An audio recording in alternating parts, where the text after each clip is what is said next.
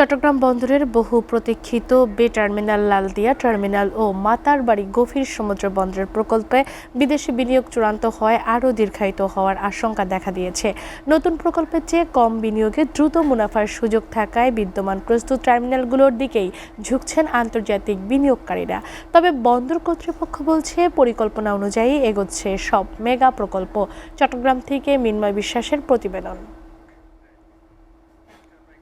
ভবিষ্যৎ বাংলাদেশের বাণিজ্যের গেম চেঞ্জার হিসেবে দেখা হচ্ছে বে টার্মিনাল, মাতারবাড়ি গভীর সমুদ্র বন্দর এবং লালদিয়া টার্মিনালকে। তবে একের পর এক জটিলতায় আটকে আছে এই মেগা প্রকল্পগুলো।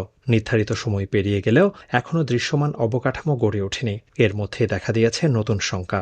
নতুন এই টার্মিনালগুলো চেয়ে চট্টগ্রাম বন্দরের বিদ্যমান এনসিটি, সিসিটি এবং জিসিবি পরিচালনায় আগ্রহ বাড়ছে আন্তর্জাতিক প্রতিষ্ঠানগুলোর।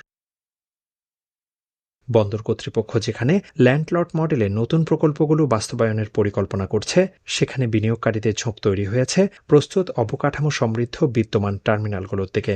কারণ নতুন বন্দরে বড় বিনিয়োগের টাকা উঠে আসতে অনেক সময় লাগবে।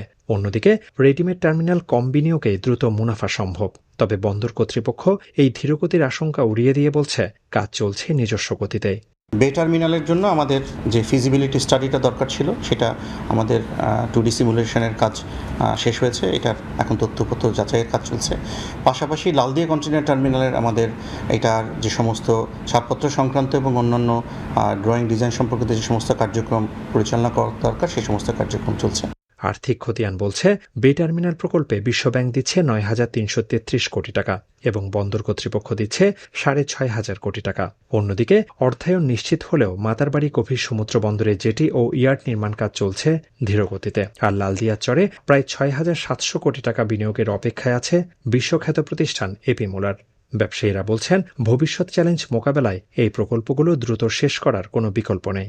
চট্টগ্রাম বন্দরের বর্তমান যে অবস্থা আছে, তার সাথে সাথে চট্টগ্রামের নতুন এই প্রকল্পগুলি যদি সম্পন্ন করা না হয়, তাহলে পরে আগামীতে চট্টগ্রাম বন্দরের যে ডিমান্ডটা আসবে, যে চ্যালেঞ্জগুলি চট্টগ্রাম বন্দরকে ফেস করতে হবে, সেগুলি করা কিন্তু সম্ভব না।